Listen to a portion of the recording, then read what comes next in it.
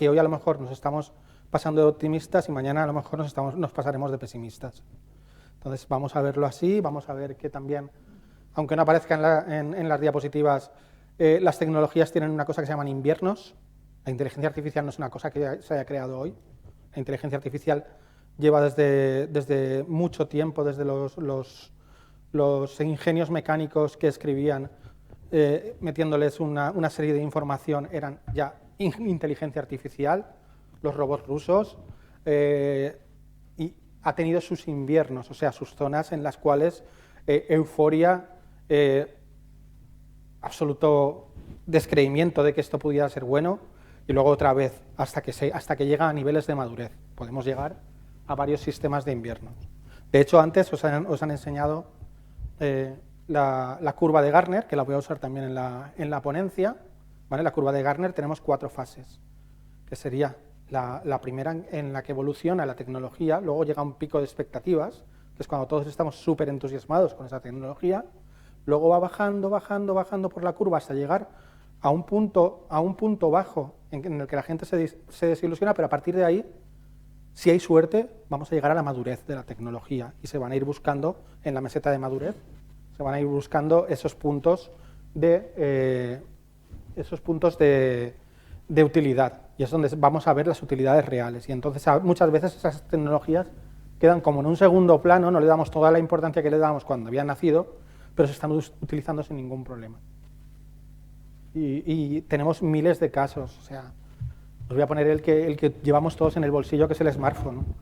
Cuando los primeros teléfonos móviles salen, que eran teléfonos de maletín, prácticamente solo los early adopters, o los que podían comprarse uno, lo tenían. Tenían un teléfono móvil de maletín o un teléfono móvil en el coche y lo utilizaban.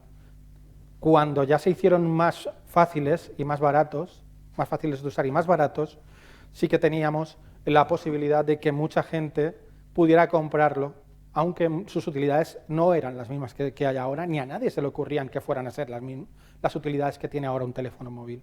Entonces, había mucha gente que decía, no, nadie va a utilizar un teléfono móvil, yo nunca voy a utilizar un teléfono móvil. Seguro que todos los que tenemos, sobre todo los que tenemos más de 30 años, conocemos a personas que dijeron hace 20 años, nunca voy a utilizar un teléfono móvil y llevan uno en el bolsillo.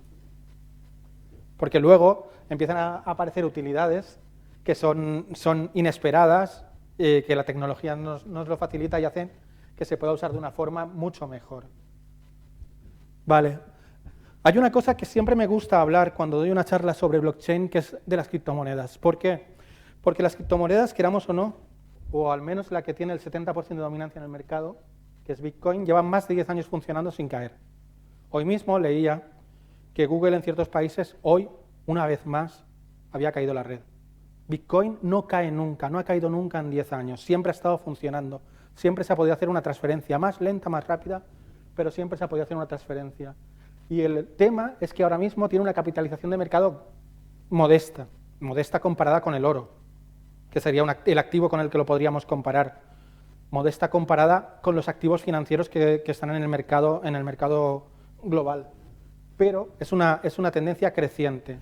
Aunque aquí nos parezca que hay un pico, porque estamos viendo que hay un pico que baja y que luego tiene una pequeña meseta, que por cierto se parece mucho a la curva de Gartner, si os dais cuenta, lo que vemos si lo ponemos en medida algorítmica es que lleva un crecimiento constante, ¿vale? La medida algorítmica lo que hace es minimizar los altos y los bajos y lo pone todo más o menos mediado. Entonces vemos que tiene un crecimiento más o menos constante y posiblemente lo tenga por las utilidades que puede tener en un futuro. Tiene volatilidad como otros activos como el oro, pero puede tener bastantes utilidades y de hecho eso es lo que vamos a ver ahora. Las criptomonedas se crean, en principio la primera criptomoneda se crea para sustituir al dinero en efectivo, no al dinero global, sino al dinero en efectivo. Los primeros experimentos que existen, que se hacen con dinero digital privado, se hacen en 1983, se hace un desarrollo, se hace un escrito sobre firmas ciegas por parte de David Chaum, que es el pionero del tema de criptomonedas, y utilizando criptografía consiguen que se puedan hacer transacciones sin que nadie sepa quién las hace, que haya privacidad entre los usuarios. Esto lo hace David Chaum preocupado porque en Estados Unidos empiezan a masificarse las tarjetas de crédito en esa época, y para David Chaum y la gente que está con él, muchos de ellos luego se dedican a la criptografía y son lo que llamaban los cypherpunks, los CryptoPunks, para traducirlo al castellano. Lo que dicen es: la privacidad de las personas está en riesgo. Entonces lo que vamos a intentar es hacer sistemas de pago en los cuales recuperemos la privacidad que nos daba el efectivo, que hasta ahora teníamos. Lo difícil era llegar a un sistema en el cual no necesitaras servidores centrales para que no fuera censurable. Y eso es lo que se consigue con Bitcoin. Bitcoin consigue un sistema resiliente, no censurable, por el cual se puede transmitir dinero entre pares de una forma privada y sin necesidad de que intervenga un intermediario, por tanto, reduciendo los costes. Vamos a ver en qué medida. Esas son las propiedades del dinero comúnmente aceptadas. Que sea fungible quiere decir que cualquier unidad de ese dinero sea igual que otra unidad, que no sean distinguibles. Por ejemplo, un euro de 2005 vale lo mismo que un euro de 2007. Que no sea consumible. Si utilizamos como dinero cosas como la sal tiene problemas de humedad, tiene problemas de conservabilidad y podemos tener mermas. Portátil, ¿vale? Si utilizamos piedras como se utilizaba en una isla, en la isla de Yap, en Polinesia, no se pueden mover. Yo no puedo ir a pagar con mi piedra porque si no acabaría deslomado. Duradero, lo mismo que hemos dicho de la sal, es parecido a no consumible, pero bueno, no consumible quiere decir más que se consuma en el acto de pago. Divisible, que lo podamos partir en partes. La piedra lo mismo, o sea, la podemos partir en partes, pero no sabemos muy bien en qué medida podemos dividirla. Que sea seguro. Seguro quiere decir que tengamos la seguridad de que cuando hacemos el pago con esa especie se puede hacer bien. Aceptable, que haya una masa de gente que la acepte, suficiente como para poder hacer cobros y pagos. Y de oferta limitada. Oferta limitada, ¿vale? Quiere decir que de pronto no aparezcan de golpe 100 millones de unidades en el mercado, sino que haya una oferta que esté limitada en el tiempo y que vaya creciendo poco a poco en el tiempo. Vamos a ver las tres especies que comprenden que han sido dinero en la historia, cómo han cumplido estas propiedades. Como hemos visto, la fungibilidad es alta en todas, ¿vale? En las criptomonedas actuales tienen algún problema de fungibilidad, la podríamos haber puesto moderada tranquilamente, porque se pueden trazar. Pero en la medida que se están creando nuevos sistemas para mejorar la privacidad en las transacciones, la fungibilidad acabará siendo alta. No consumibilidad también en las tres especies: oro, dinero fiat, que es el que usamos actualmente, y criptomonedas, es alta la no consumibilidad. No se queman las monedas una vez las usas, no se consumen en el acto. Portabilidad. La de portabilidad del oro es moderada. Normalmente llevar oro para pagar, el oro tiene un peso, y si tuviéramos que comprar una casa con lingotes de oro, pues deberíamos llevarlo pesaría bastante. El dinero fiat, en principio, podríamos decir que si son monedas y billetes, la portabilidad podría ser en algún momento también arriesgada, pero no siempre, porque podemos hacer transacciones electrónicas, ¿vale? Con un ente central. Y las criptomonedas también. Durabilidad. Tanto el oro como las criptomonedas es alta. Las criptomonedas no se rompen en el tiempo, no se destruyen. Las monedas y los billetes sí, por eso he puesto moderada. Divisibilidad. La divisibilidad de oro y fiat está limitada por la oferta. En el dinero fiat podríamos haber dicho que salta tranquilamente también, pero la considero moderada porque viene fijada por leyes.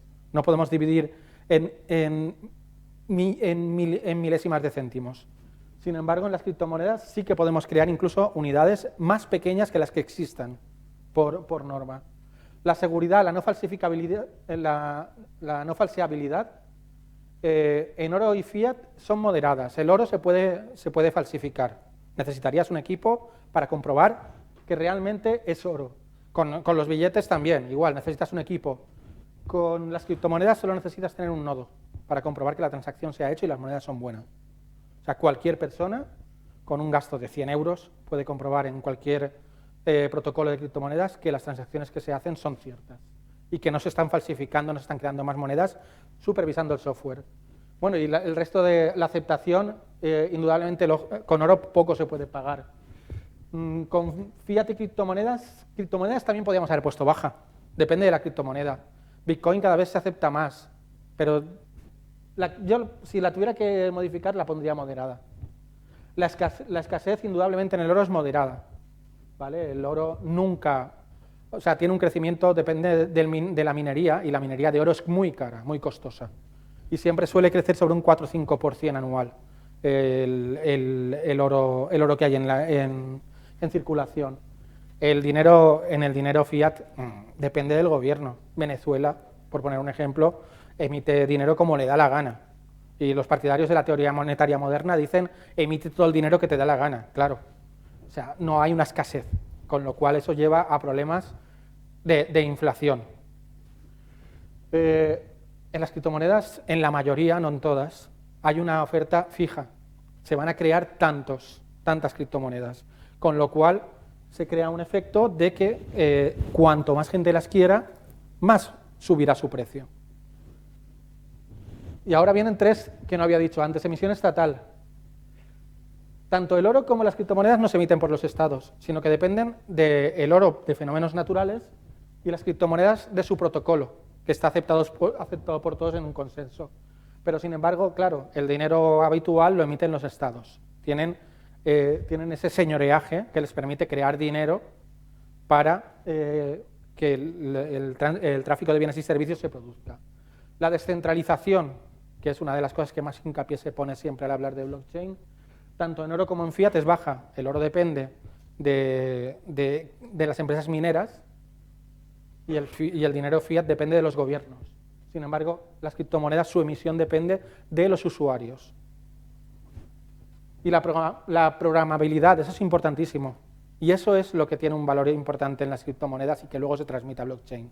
Es dinero programable. Luego hablaremos de ello, pero se pueden hacer cosas que para hacerlas con oro o con dinero fiat necesitamos la intervención de personas y entidades que van a hacer de intermediarios. Luego tenemos las funciones del dinero, que habremos oído hablar varias veces de ellas. Depósito de valor, o sea, que yo lo use para guardar valor y con el tiempo ese valor no se pierda, ¿vale?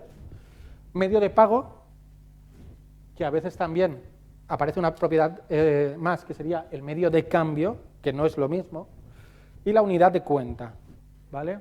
Como depósito de valor, el oro tiene una capacidad altísima. La gente, de hecho, hay una noticia muy reciente, que hay gobiernos que están comprando oro en previsión de la próxima recesión. Entre ellos Rusia y China, y algunos más como Macedonia, están acumulando oro por si el dólar sufre una recesión fuerte, para no tener todas las reservas en dólares y tenerlas en oro.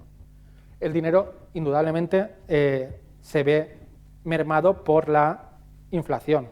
A más inflación, más se merma. Pero es una mala reserva de valor. Guardar el dinero bajo de un colchón, fatal. No lo hagáis. Antes invertid en lo que sea. Las criptomonedas moderada como depósito de valor. ¿Por qué hablo de moderada? Porque tienen una volatilidad alta, hoy por hoy. La esperanza, como muchos que hablamos de criptomonedas tenemos, es que la volatilidad baje. Pero algunas personas que han estudiado el tema de la volatilidad ven que, aunque suba el número de personas que lo usen, la volatilidad muchas veces no baja y hay que vivir con ella. De momento la consideraría moderada. Como medio de pago el oro baja, ya lo hemos dicho antes, no, es muy difícil que en muchos sitios acepten el oro como pago. Las criptomonedas moderada porque hay pequeños grupos de personas y entidades que sí que aceptan las criptomonedas y más determinadas criptomonedas y cada vez más. En la medida en que se utilicen criptomonedas estables o stablecoins, es más posible que más gente utilice las criptomonedas como medio de pago. Y el dinero fiat altísima, igual que unidad de cuenta. Unidad de cuenta, actualmente todos los precios se ponen en la moneda del Estado. ¿Por qué? Porque el Estado normalmente te obliga a que las deudas, el único medio de pago en el cual las deudas se ven canceladas cuando tú le das el medio de pago al deudor, es la moneda nacional en la mayoría de estados. Eso es lo que le hace una unidad de cuenta fuerte. Nadie tiene una contabilidad en oro ni tiene una contabilidad en criptomonedas y es difícil que la tenga si no se acepta como medio de pago. Y ahora vamos a entrar ya en la tecnología blockchain, que es la derivada del uso de estas criptomonedas y que sobre todo se empieza a desarrollar a partir de 2015-2016, cuando Ethereum lanza su protocolo con smart contracts y que permite bastantes más cosas que permite el protocolo blockchain, el protocolo Bitcoin. Esto pone 2019, pero es 2018. En 2018 solo el 5% de los CIOs calificaban blockchain como un elemento de cambio para sus organizaciones, ¿vale? Siempre consideraban mucho más importante y siguen considerándolo cosas como inteligencia artificial, como el cloud computing y el data mining. Sin embargo, esta percepción está cambiando. Ya el último estudio de Gartner habla del 60%, como han comentado antes, un 60% de CIOs interesados en la tecnología blockchain.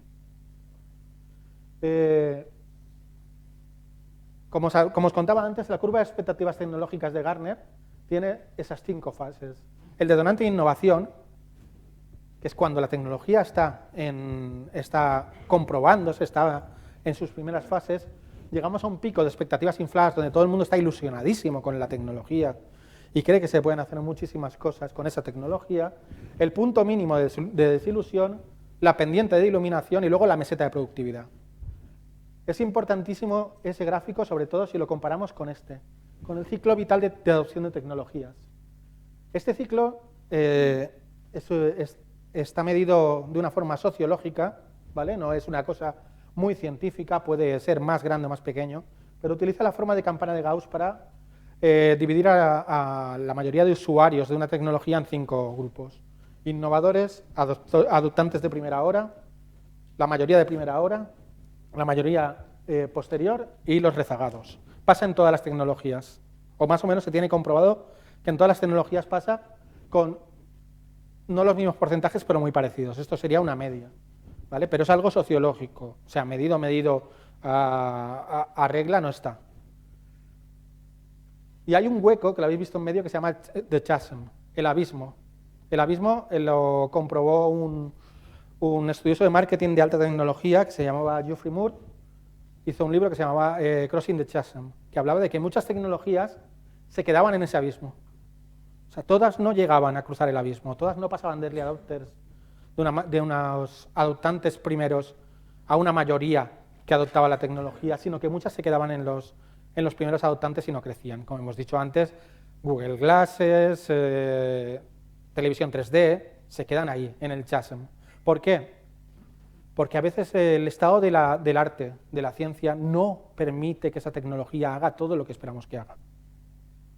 Os voy a decir, por ejemplo, en el caso de blockchain, el estado del arte lo van a definir sobre todo la capacidad de almacenamiento y los datos que vayamos a mandar por la red. O sea, tanto la velocidad que pueda tener la red como el almacenamiento que podamos tener, ¿vale? Porque estamos almacenando al final datos. Si tenemos datos, muchos datos, podría llegar un momento que muchas blockchains que dicen vamos a meter aquí cientos de miles de millones de datos, podrían tener un nodo o 2 nodos, con lo cual la parte de resistencia a ataques se perdería muchísimo, ¿vale? O sea, eso lo tenemos que tener en cuenta porque el estado del arte puede definir si vamos a cruzar ese abismo. De hecho, antes os hablaba de eso, de que normalmente solemos tener en cuenta, sobreestimar mucho los efectos de una tecnología en el corto plazo y subestimarla en el largo plazo. O sea, cuando la tecnología nace solemos sobreestimar la utilidad que tiene. Todo esto va a ser maravilloso, esto vamos a poder hacer la robótica lleva también muchos años y ahora estamos viendo resultados.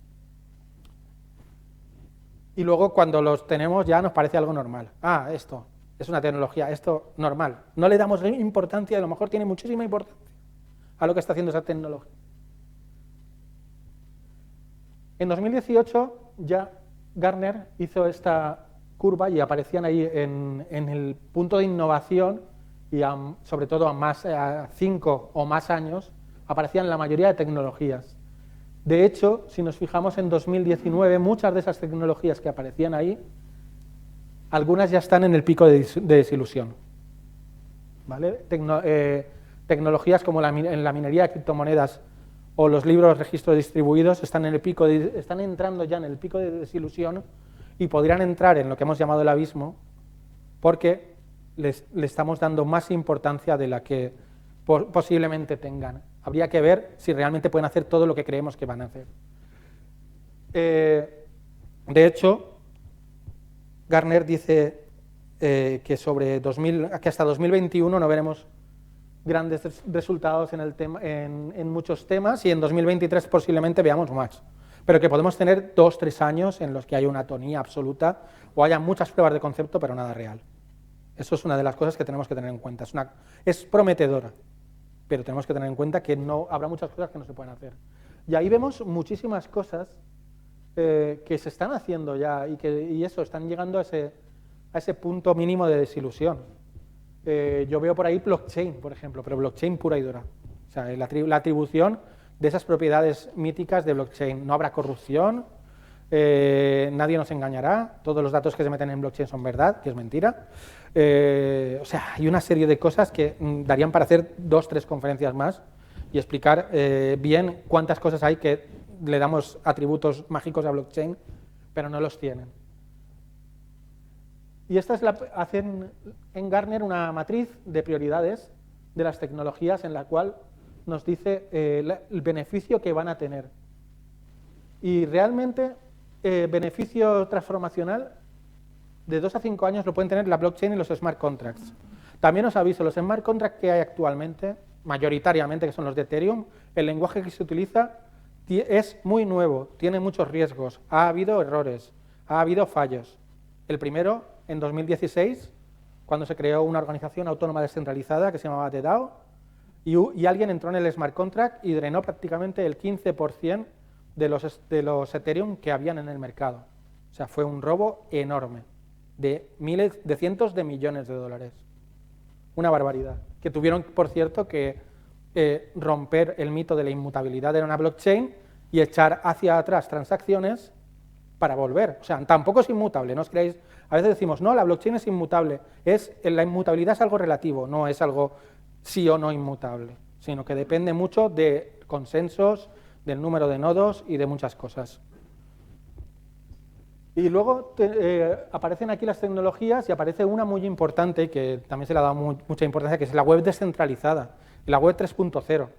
Sería importantísimo, o sea, ahora la web depende de los servidores que hay. Sabéis que en un momento dado caen los servidores de Amazon Web y hay muchos servicios que dejan de existir durante un tiempo hasta que se regeneran.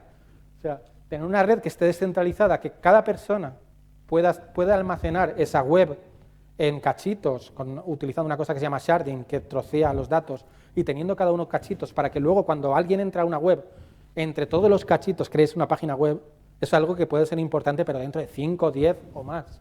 Gartner es muy optimista siempre también en sus previsiones. Normalmente vamos a encontrarnos con más tiempo. Y aquí tenemos eso, el espectro de blockchain de Gartner. ¿Veis que empezamos con un pre-blockchain hasta 2009, cuando aparece Bitcoin, aparecen las blockchains públicas que siguen coexistiendo aquí, y calculan que sobre 2023, demasiado optimistas también bajo mi punto de vista, podríamos tener una economía programable basada en blockchain. ¿Vale? Podríamos tener una economía que funcionara prácticamente de una forma automatizada, funcionando en cadenas de bloques. ¿En cuántas? En muchas cadenas de bloques, en una cadena de bloques, no lo sabemos. Hay quien opinamos que debería haber un protocolo único, igual que hay en Internet, y a partir de ahí existir cadenas laterales en las que funcionara, igual que ahora mismo tenemos varias capas en Internet, en las que se funciona, una capa principal, una capa para correos electrónicos, una capa para transferencia de ficheros. Habría que ver cómo va a crecer. Pero habla de que en 2021 seguramente vamos a encontrarnos con un pico de desilusión de muchas tecnologías blockchain y que tenemos que tenerlo en cuenta para que no digamos, no vale para nada. No, valdrá, pero con el tiempo. La economía programable, como dijo Furlonger, un analista de Gartner, Es un sistema económico nativamente inteligente que soporta o dirige la producción y el consumo de bienes y servicios, haciendo posibles diversos escenarios de intercambio de valor, tanto monetario como no monetario. Estamos hablando prácticamente de una economía en la cual todo estaría automatizado, o todo lo que tiene que ver con transferencias tanto de valor monetario como de valor no monetario estaría automatizado, y se eliminarían gran parte de los intermediarios, todos no, pero se eliminarían muchos intermediarios y se eliminarán muchos costes. ¿En qué punto puede estar esto? Gartner dice 2025, pero yo creo que puede ser incluso más. Dependerá mucho de cómo vaya avanzando. Es lo que decimos, eso era cómo se comunicaban los ordenadores entre ellos. Hace 60 años teníamos un carrier y un teléfono ahí, y eso era lentísimo. Los ordenadores, las computadoras que había en su momento. En 60 años hemos avanzado para tener una cosa así pequeñita. No nos hemos dado cuenta prácticamente. Si a alguien le preguntas si ha vivido esos 60 años, no se habrá dado cuenta de ese avance. Y ahora no le damos prácticamente importancia a lo que está haciendo un router en nuestra casa. Y a toda la tecnología que ha tenido que desarrollarse durante 60 años para que tengamos algo tan imprescindible y que le damos tan poca importancia como a Internet. Si mañana dejáramos durante un día de tener Internet, sería una catástrofe, porque nada funcionaría, o casi nada. Y luego nos encontramos también con las banderas rojas que frenan tecnologías, ¿vale? En Inglaterra, cuando empezaron a salir los primeros coches, los dueños de los carruajes obligaron al gobierno a que cada vez que pasaba un coche, un tío con una banderita roja fuera delante avisando que viene un coche, y van a 15 por hora, ¿eh? Pero tenía que avisar que viene un coche, no os vaya a atropellar.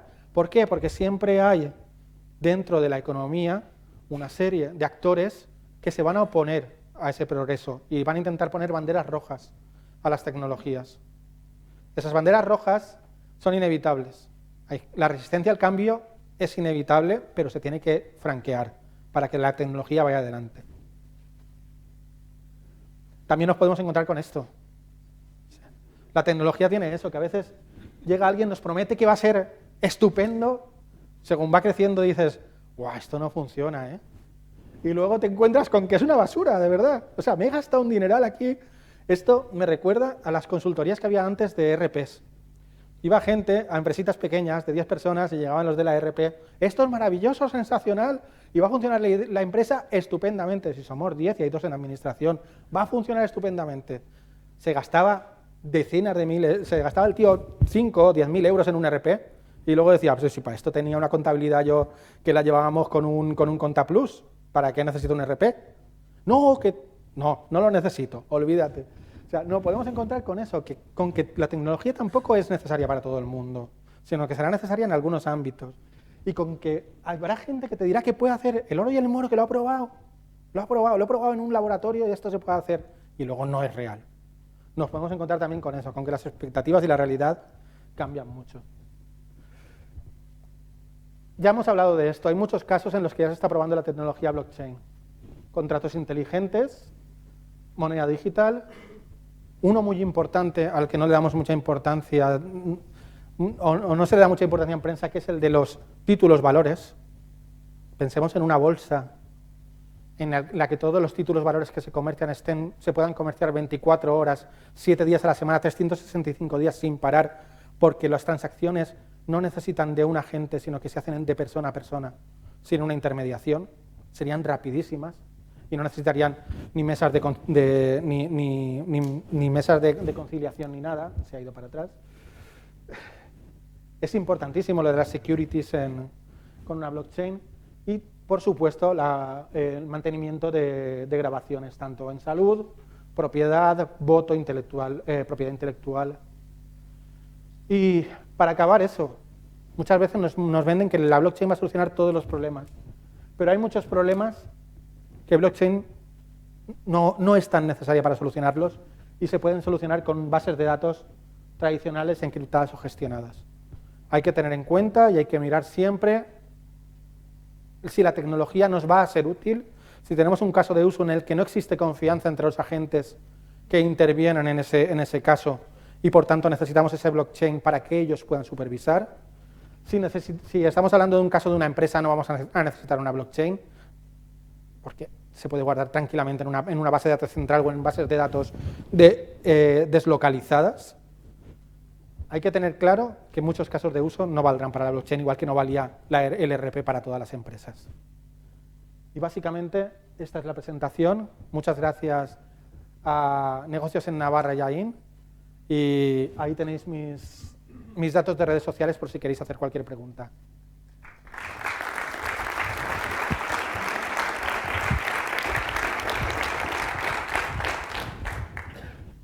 Gracias, Antonio. ¿Sí, se escucha? Sí. Nuestro siguiente ponente es Pedro Benítez. Él viene de Acciona y va a contarnos un caso real, un caso patio que está funcionando. Además, aquí en Navarra, una región que es y ha sido una de las energías renovables. Nos va a explicar cómo aplican el blockchain para certificar el origen renovable de su energía. Pedro, cuando quieras. Muchas gracias. Me voy a llevar el agua por aquí. Gracias.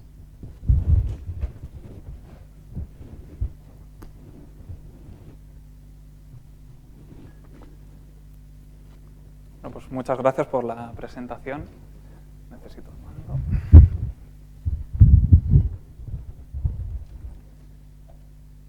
Perfecto. Les voy a explicar los proyectos en los que estamos trabajando ahora mismo en el área de energía de Acciona. El primero de ellos se llama StorageChain y básicamente consiste en trazar el origen renovable de la energía en nuestras plantas de generación que poseen sistemas de almacenamiento en ellas. El segundo de ellos, que lo llamamos GreenChain, la aplicación para los clientes, así su objetivo es realizar la trazabilidad de la energía desde nuestras plantas de generación hasta los puntos de consumo de nuestros clientes. Y aunque ahí no aparece, me gustaría adelantarles un proyecto en el que estamos trabajando, que es un proyecto para poder trazar la compraventa de CERS, que son certificados de emisiones reducidas, que emite Naciones Unidas y que equivalen a 1 tonelada de CO2 evitado a la atmósfera. Y que ahora mismo, tal y como se realiza esa compraventa, digamos que no está muy digitalizado y estamos trabajando en participar en un marketplace para poder realizar esa compraventa utilizando blockchain y que quede toda esa emisión de toneladas de CO2 evitadas a la atmósfera un poquito más trazada. Bueno, como les he adelantado, StorageChain, ese es un esquema de nuestra planta de Baraswain. Este proyecto lo estamos realizando en nuestra planta de Baraswain, aquí en Navarra, con una planta eólica. Y también hemos terminado la misma implementación en Tudela, en una planta fotovoltaica de Acciona Energía. Entonces, ¿qué pretendemos? ¿Cuál es el objetivo de este proyecto que ya hemos terminado? El objetivo es demostrarle a un cliente que la energía que se va a almacenar en nuestros sistemas de almacenamiento, en este caso son electroquímicos, nunca van a proceder de la red, siempre van a proceder de activos renovables. ¿Y cómo hacemos eso? Tenemos todos los medidores de cada uno de los activos, ya sean las turbinas, ya sea la subestación o cada una de las baterías. Esos medidores están conectados a una plataforma blockchain basada en Hyperledger, o sea, en este caso es privada. ¿Y qué hacemos con esos medidores? Cada 10 segundos, cada uno de esos medidores va enviando la información de la energía que está siendo transportada por las líneas físicas de esa planta, de tal forma que nosotros podemos saber perfectamente si las baterías se están cargando de la energía que está siendo generada por ese aerogenerador en concreto o si la energía que está siendo generada por ese aerogenerador está siendo enviada a la subestación directamente. Y posteriormente podemos ver en tiempo real si la energía que se ha almacenado en las baterías permanece en esas baterías o se envía a la subestación para ser evacuada a la red. Nuestros clientes hemos desarrollado una interfaz en la que pueden ver todo el flujo, digamos, intraplanta, lo pueden ver en tiempo real, pueden ver qué es lo que está ocurriendo, qué es lo que se está registrando en la blockchain. En segundo lugar, tendríamos GreenChain, la aplicación para los clientes, que como he adelantado antes, su objetivo es realizar la trazabilidad, o demostrarle a nuestros clientes la trazabilidad desde nuestras plantas de generación renovable hasta sus puntos de consumo. ¿Cómo hacemos eso? En tiempo real utilizamos la telemedida de los contadores de los puntos de consumo de nuestros clientes, así como la telemedida de nuestras plantas de generación. Y en tiempo real vamos obteniendo esa información, la asignamos y realizamos un macheo, un balance entre el consumo de nuestros clientes y nuestra generación. De tal forma que, para imaginarlo, sería algo así como cada kilovatio hora que generamos en una planta tiene un nombre específico y un número específico que ha sido generado en un tiempo determinado. De tal forma que en el momento en el que se asigna a uno de nuestros clientes, siempre a través de uno de sus puntos de consumo, pues nuestros clientes siempre van a poder auditar cómo esos kilovatios hora, en qué momento han sido generados y a quién han sido asignados. Disponen de una interfaz web en la que pueden ver todo este proceso en tiempo real y la clave es esa auditoría que pueden realizar de todos los datos que estamos registrando. Nosotros, una vez al día, toda la información que ha sido generada en la plataforma y que incluye pues, información sobre nuestras plantas de generación a nivel internacional, información de los puntos de consumo de nuestros clientes. Toda esa información, una vez al día, se cifra y se envía a la plataforma blockchain Energy Web Foundation, que es una plataforma web pública, es una plataforma blockchain pública.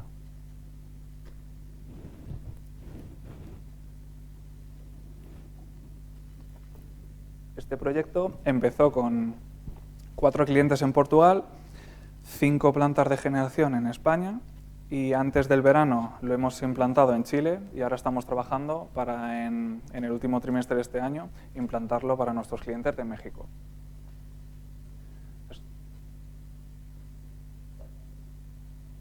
Vale, ahí se ha quitado una transparencia, bueno, si no se lo cuento, lo van a ver en un vídeo de la propia interfaz que he traído. ¿Qué información es la que pueden ver nuestros clientes? Nuestros clientes pueden ver información de consumo diario de cada uno de sus puntos de consumo, información mensual. Pueden ver no solo qué fuente renovable se está utilizando para generar su energía, sino exactamente qué planta de generación se está utilizando y dónde está localizada. Y por último, toda la información que está siendo registrada en blockchain, toda la información acerca de nuestra generación, de su consumo, de ese macheo, de ese balance que se está realizando, toda esa información, ellos se pueden descargar un informe en la que lo pueden ver a nivel horario en este momento. Estamos trabajando para que sea un poquito más en tiempo real. La clave de este proyecto es que esa asignación se basa en un smart contract que posee unos determinados criterios que asignan en función de la localización del cliente y en función de sus características, asigna una parte de nuestra generación u otra. Lo siguiente, esta parte que la hemos denominado tokenización de la sostenibilidad, consiste en que Acciona dedica una parte de los ingresos de cada planta de generación a realizar iniciativas sociales que mejoren cada una de las comunidades en las que esa planta está ubicada. De tal forma que esa información normalmente se pierde en informes de memorias de sostenibilidad y es un poco complicado a la hora de decirle al mundo qué es lo que estamos haciendo. Incluso los empleados de Acciona muchas veces no conocíamos esta información. Así que ya que trazábamos la energía de nuestros parques y de los puntos de consumo de nuestros clientes, lo que quisimos hacer aquí fue implementar en la plataforma toda la información de todas aquellas iniciativas sociales que se están llevando en cada una de las localizaciones de nuestras plantas de generación. Queríamos integrarlo de forma individual para cada uno de nuestros clientes y así hacer partícipes, que muchas veces es el problema de los departamentos de sostenibilidad, que es difícil hacer partícipes a tus clientes de las medidas que tú estás tomando como empresa a nivel social.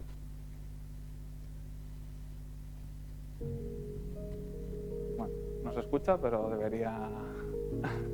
No, no pasa nada.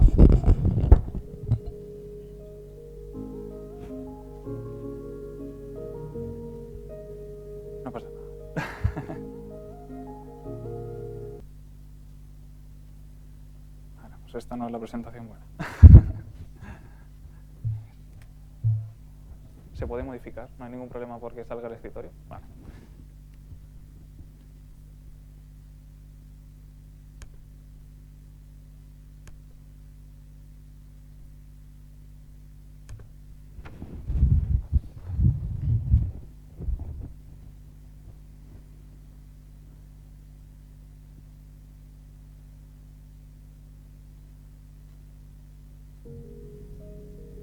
esperemos que pase el segundo 17 esta vez.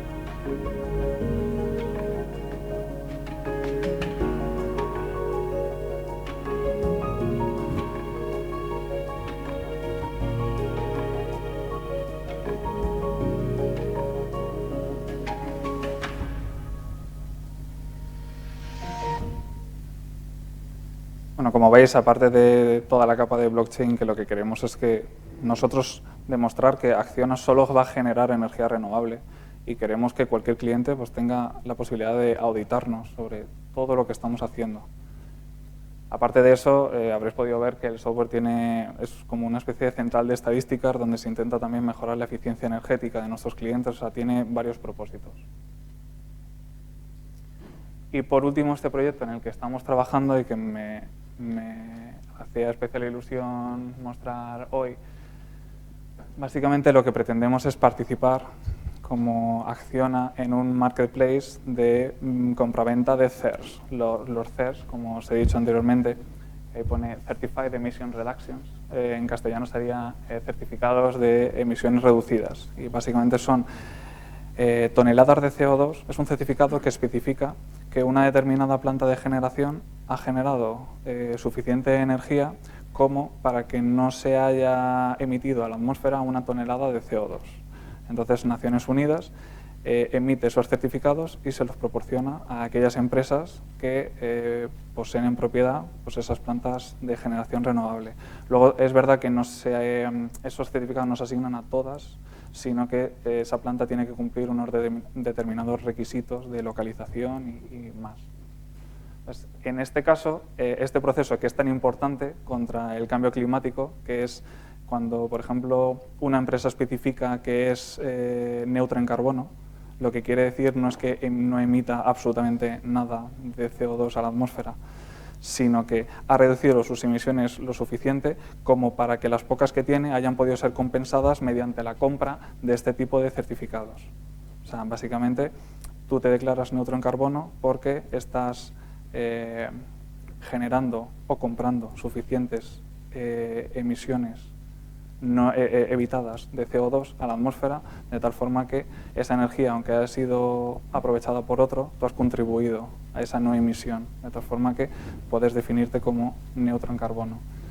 Pues ahora mismo todo este proceso se realiza mediante un Excel que tiene Naciones Unidas, de tal forma que en el momento en el que tú generas, pues ellos lo apuntan en un Excel, y a medida que tú quieres vender esos certificados a un cliente interesado en contribuir contra el cambio climático, pues básicamente te pones en contacto con Naciones Unidas y ellos en su Excel pues te van quitando, te lo van restando, lo cual pues es súper localizado, súper centralizado, y eso lo quieren cambiar desde hace varios años y no encontraban el método de hacerlo hasta que salió a la luz blockchain, y ahora lo que están intentando es motivar iniciativas que puedan sustituir ese Excel y que pueda convertirse en una base de datos más descentralizada con toda la información de generación, toda la información de aquellos clientes que están comprando esos certificados, de tal forma que quede todo mucho más trazable y, como siempre, intentar evitar la duplicidad, que en el mundo energético yo creo que si de algo pueden tener miedo de los clientes siempre es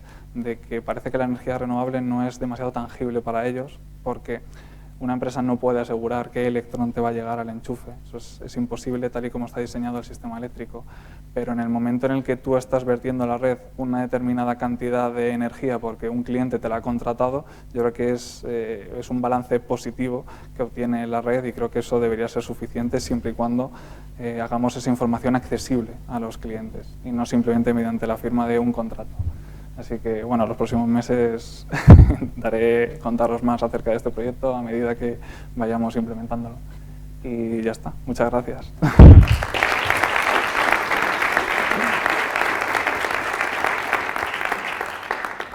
Gracias, Pedro. No sé si a lo mejor tenéis alguna pregunta para Pedro o algún otro ponente antes de terminar. Sí, si quieres, te paso el micro. Siendo conscientes de que todos los proyectos son diferentes, ¿qué tipo de medición de costo, proyecto, blockchain utilizáis? ¿Cuánto cuesta un proyecto blockchain como este? ¿Como Green Chain o la parte de almacenamiento? Todo.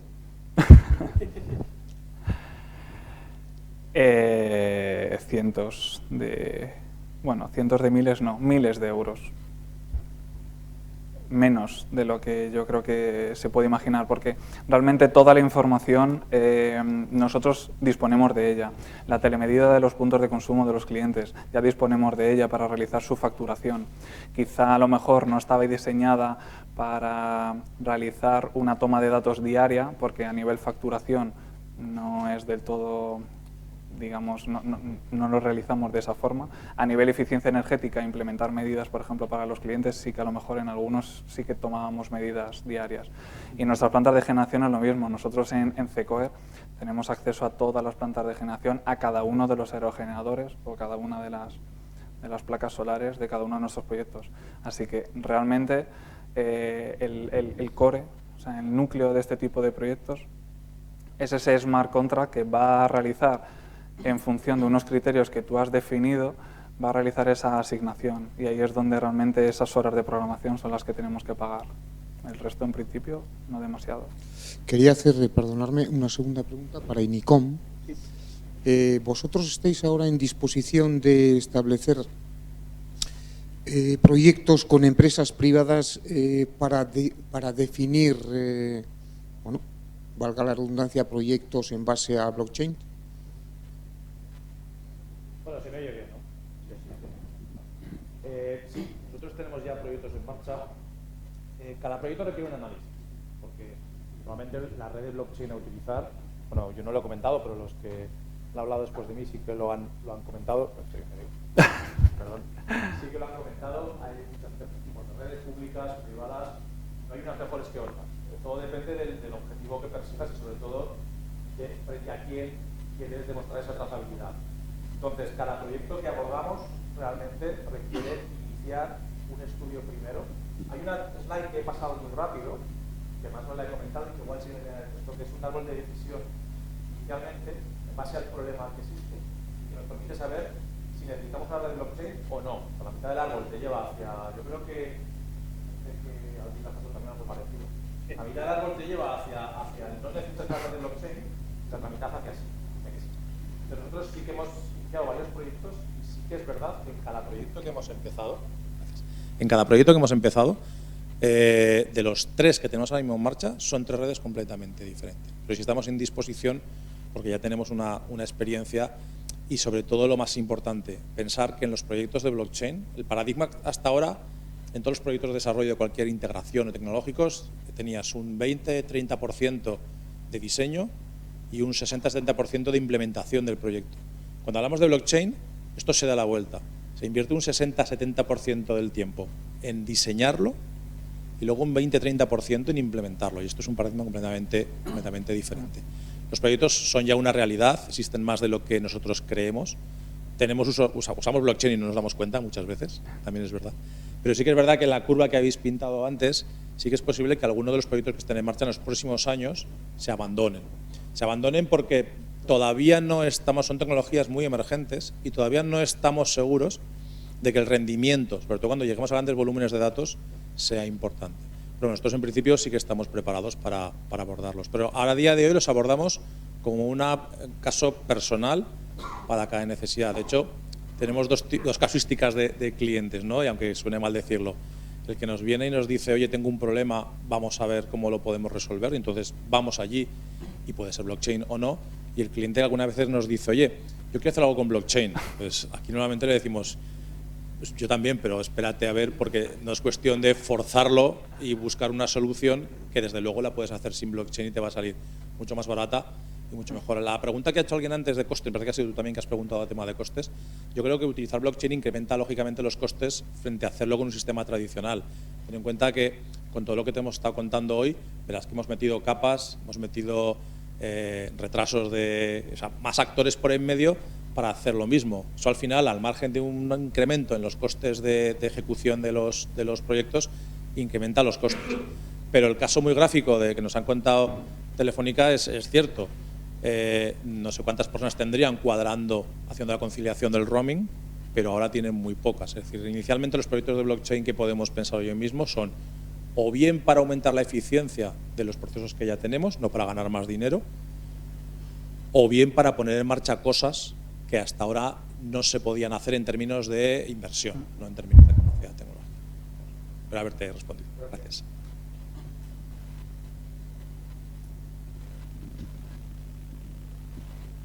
Gracias. Bueno, pues no hay, hay unas preguntas por aquí. No sé, pienso que esto del blockchain y tal no puede llegar a ser un hándicap a la larga para la pequeña y mediana industria, puesto que esto pienso yo que solo puede acometer un proyecto de esto una gran empresa.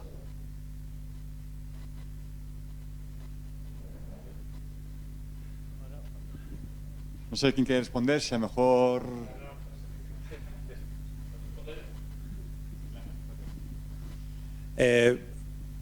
Bueno, luego si quieres añadir, que complementa, no hay ningún problema.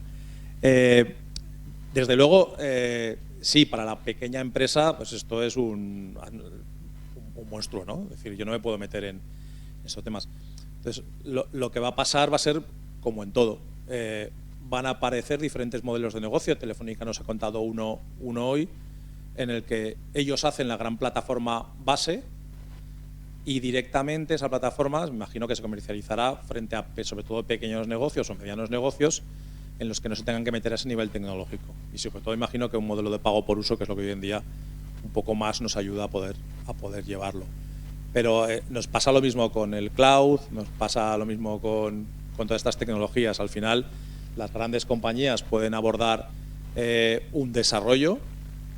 Quizá tampoco sea rentable para grandes compañías, llega el momento, ¿no? Porque, como nos han contado, la evolución, cuando os he contado que es blockchain, es la primera generación de redes, lo que os he contado. Vamos por la tercera y este verano ha habido cambios importantes y vamos hacia la cuarta. Eso se está moviendo. Si tú pones un proyecto en marcha en blockchain, tienes el riesgo de que pasado mañana se te quede desactualizado. Entonces, ir hacia modelos de compañías que ofrezcan un sistema base, más o menos, yo conozco ya varias, no solo Telefónica, que ofrecen eso mismo. Es decir, ofrecen, digamos, una capa en la que por detrás de eso está blockchain, ya me pego yo con eso, ya asumo yo los cambios que tenga eso y yo te ofrezco, digamos, una forma estable en el tiempo en la que acceder a estos servicios. Pero de luego son modelos de negocio completamente diferentes, blockchain, para una gran empresa que para una pequeña. No, muy corto. O sea, yo creo que más a medio plazo, básicamente lo que vamos a notar los usuarios es como aplicaciones que estamos utilizando habitualmente simplemente llevan esa capa y quizá nosotros no nos estamos dando cuenta, pero habrá que ver qué objetivo ha tenido esa empresa a la hora de implementarlo. O sea, por ejemplo, que el móvil automáticamente envíe tus fotos a la nube. O sea, yo creo eso no lo he pedido yo. Yo al comprar mi móvil no lo he pedido, sin embargo es una implementación que ya lleva y a lo mejor yo no puedo, o sea, yo puedo no saber exactamente qué es la nube, ni imaginarme una serie de almacenes llenos de servidores de ordenadores que están almacenando continuamente toda la información de cada uno de los usuarios, pero eso existe. Y alguien lo ha decidido así, o una serie de empresas lo han decidido así porque están ofreciendo un valor añadido en sus productos. Yo creo que con blockchain todavía nos queda un largo plazo para ver esa capa en segundo plano que ofrezca un valor añadido a distintos usuarios con distintos perfiles en distintos mercados y que todavía, por ejemplo, no estamos viendo.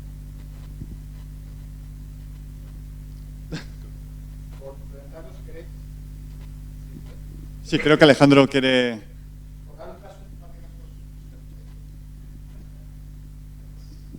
Buen chorro de voz.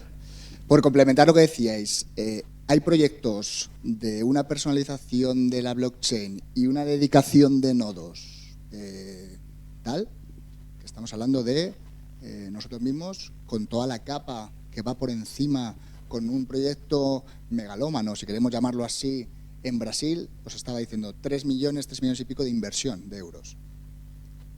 Yo mismo he estado en ese proyecto, yo mismo estoy en otro proyecto diseñando a una ciudad que quiere dar blockchain a todas sus pymes. Y cuando dice pymes, son sus carnicerías, sus carpinteros, empresas muy pequeñas, no hablamos de una pyme normal, sino mini pymes, que lo que quiere es el uso de este blockchain y la compartición, es decir, la personalización o el volumen de nodos, es algo que se reduce y estamos hablando de, hablamos de cienes de euros, de 500 euros, de 300 euros, de 400 euros al mes, ¿vale? Para que veáis los dos extremos de los proyectos de blockchain.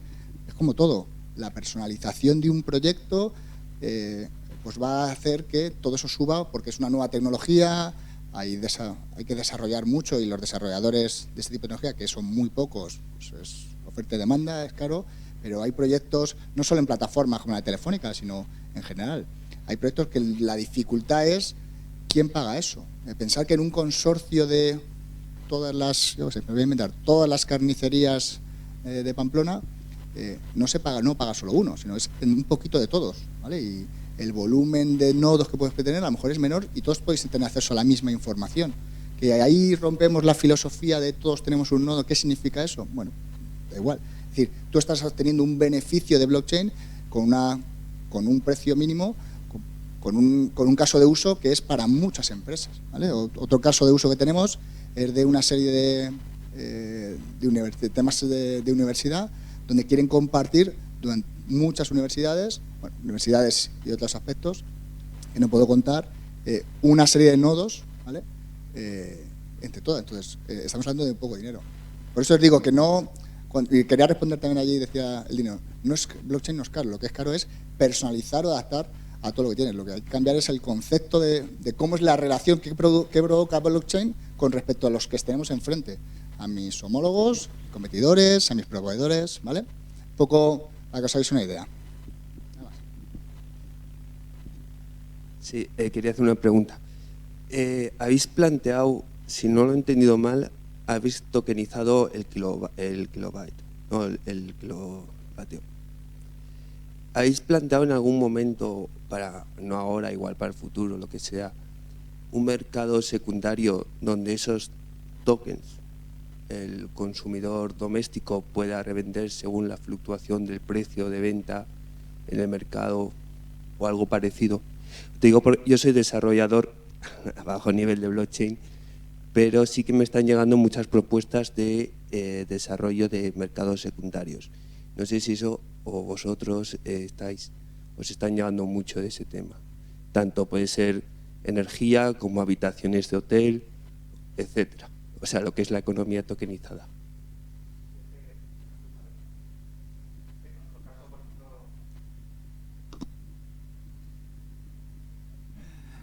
Gracias. En nuestro caso es que Acciona realmente solo tiene grandes clientes, no llegamos a lo mejor a un usuario doméstico, pero es verdad que ya se están viendo aplicaciones de blockchain, por ejemplo, en Estados Unidos o en Australia, sobre todo, a mí me gusta mucho el caso de Australia, en la que básicamente como se registra todo el sistema eléctrico casi a nivel particular, la casa de cada una de las personas, digamos que, aunque no es real y tú no estás generando a lo mejor energía, sino que solo eres un consumidor, a lo mejor lo que dejas de generar y puede utilizar otro, tu empresa eléctrica le compensa esa no necesidad tuya y de alguna forma te puede recompensar. O sea, hay un montón de alternativas a los usuarios domésticos, por ejemplo, en el sector energético, que ahora mismo se están utilizando pues, en casos muy aislados y que seguramente veremos cómo se globaliza. En nuestro caso, ya te digo, es que Acciona no tiene acceso a esos pequeños clientes, sino que es más a nivel macro.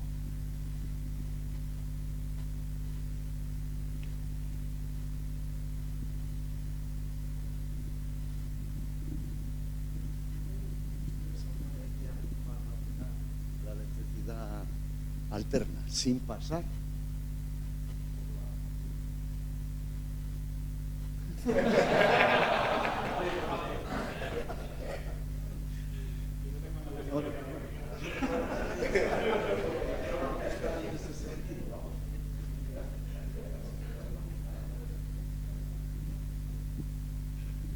Gracias. Esta es una pregunta para John. Sí, parece ser que el Estado francés, ante la inminencia de la criptomoneda Libra, están en la línea de prohibirla. ¿Hasta qué punto pueden? ¿Qué derecho tienen? ¿Y cómo lo harían? Gracias. Como diría aquel, me alegra que me hagas esa pregunta. Vamos a ver, la discusión aquí no es clara, es para empezar si la criptomoneda es o no es dinero. En parte ha introducido de manera acertada, en mi opinión, la discusión y lo que tendremos que ver es si cada Estado que es soberano y aprueba su propia normativa admite o no esa criptomoneda como dinero real que puede utilizarse y con todas las consecuencias jurídicas que tiene. En España, lo último que tenemos es el pronunciamiento del Tribunal Supremo, del que hablaba antes, en un supuesto de apropiación indebida de criptomonedas. Varias personas entregan criptomonedas a un tercero para que las gestione, este se las apropia y la sentencia reconoce la existencia del delito, pero analiza la naturaleza de las criptomonedas y concluye que no hay obligación de devolver esas criptomonedas, sino su valor económico en dinero, porque eso no es dinero. Lo está diciendo el Supremo.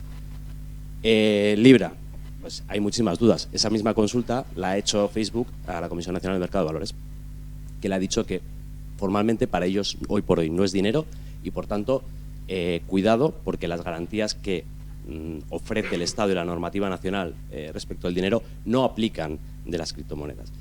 De momento Libra, Facebook está pensando a ver cómo lo va a lanzar en España. ¿Vale? En Francia, si ya se han pronunciado al respecto, evidentemente son soberanos para regular lo que a efectos internos desde el punto de vista jurídico es o no dinero y por tanto difícilmente podría decirse lo contrario. Sí, una pequeña puntualización. Las redes públicas de blockchain tienen miles de nodos y no hay un gestor, no hay una cabeza. Eso es un poco lo de Nerón, que dijo, si todos los romanos tuvieran una cabeza, solo una cabeza se la cortaría de cuajo. Pues el problema de las redes públicas es que no es una cabeza. El problema de Libra es que es una fundación con sede en Suiza y se le puede mandar una orden ejecutiva incluso desde Estados Unidos con un bloqueo, puede conseguir que no se comercie con esa moneda en ningún sitio.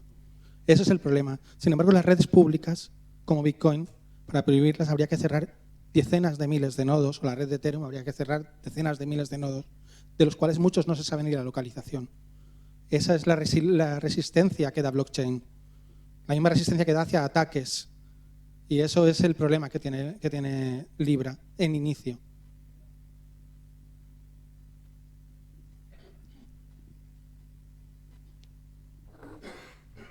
Ya que estás de pie, John,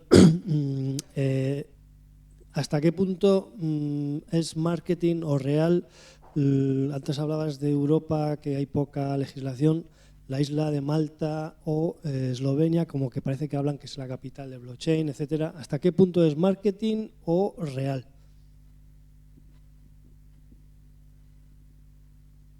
Desde mi punto de vista, lo más jurídico posible. Tiene mucho de marketing el movimiento de Eslovenia hacia posicionarse como el paraíso del blockchain, evidentemente. Y sí es verdad que, por otra parte, Europa de momento parece que no se está moviendo, pero sí se está moviendo, porque dentro de la estrategia digital que marca la Comisión Europea se está trabajando en la posibilidad de desarrollar, corrígeme si me equivoco, redes de blockchain comunitarias, dependientes incluso de la propia Comisión, que permitan aprovechar como espacio económico único esta tecnología. Por tanto, ni tanto ni tan calvo. Ni Eslovenia es el paraíso, ni Europa está completamente parada. Otra cosa es la recepción que en la legislación de cada país europeo se hace de esas iniciativas, que irá llegando según vaya avanzando. No sé si... Cierto.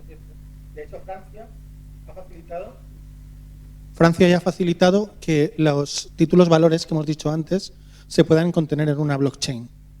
Es uno de los primeros estados del mundo, aparte de algunos estados de Estados Unidos, que permiten que títulos valores se puedan contener en una blockchain y no en un libro de anotaciones en cuenta, que es lo que se hace hasta ahora. Eso facilita mucho el desarrollo, porque a partir de ahí, si ya vas variando tu legislación para contener la blockchain como algo útil, pues tienes una serie de desarrollos ya muy importantes.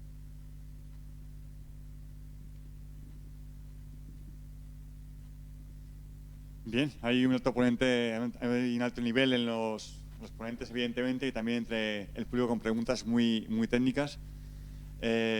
Yo, bueno, por acabar y concluir la jornada, quiero agradecer pues, a Miguel Ángel Barea de Nicom, a Jon Simocueto de BSK, también a Alejandro Salas de Telefónica, José Antonio Bravo de Blockchain España y a Pedro Benítez de Acciona. Yo no quiero acabar sin antes pedirle un fuerte aplauso para UNATE, que ha estado aquí toda la mañana trabajando, traduciendo, adaptando y haciendo accesible esta jornada. Les pido un fuerte aplauso para ellos.